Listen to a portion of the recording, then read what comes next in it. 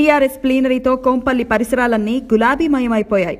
ఎటువైపు చూసినా గులాబీ జెండాలు, తోరణాలు, హోర్డింగ్లే కనిపిస్తున్నాయి. ఉదయం 10:30కు ప్రారంభమైన ప్లీనరీ సాయంత్రం 5 గంటల వరకు సాగుతుంది. కేసీఆర్ పార్టీ జెండా ఆవిష్కరించి తెలంగాణ అమరవీరులకు నివాళులు అర్పించడంతో ప్రారంభమై కేసీఆర్ చివరి ప్రసంగంతో ప్లీనరీ ముగియనుంది. ఇక ప్లీనరీకి విచ్చేసిన ప్రతినిధులకు పసందైన విందు ఏర్పాటు చేశారు. తెలంగాణ వంటకాలని మెన్యూలో చేర్చారు. అయితే గత ప్లీనరీలతో పోలిస్తే ఈసారి భిన్నంగా జరుగుతోంది.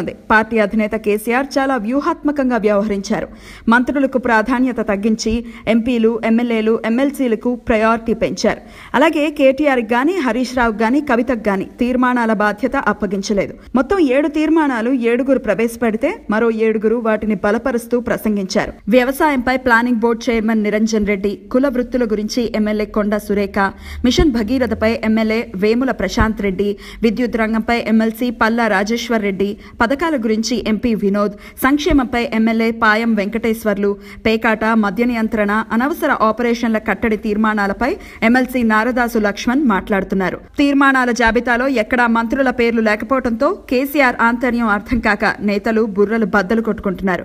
అయితే క్షేత్రస్థాయి పరిస్థితి మంత్రుల కంటే నేతలకే ఎక్కువ తెలుసని, అందుకే తీర్మానాలపై మాట్లాడే బాధ్యతను ఎంపీలు, ఎమ్మెల్యేలు, ఎమ్మెల్సీలకు అప్పగించారని తలసాని చెప్పుకొచ్చారు. మొత్తానికి సీఎం కేసీఆర్ తాజా నిర్ణయం పార్టీలో పెద్ద చర్చకే తెరలేపింది.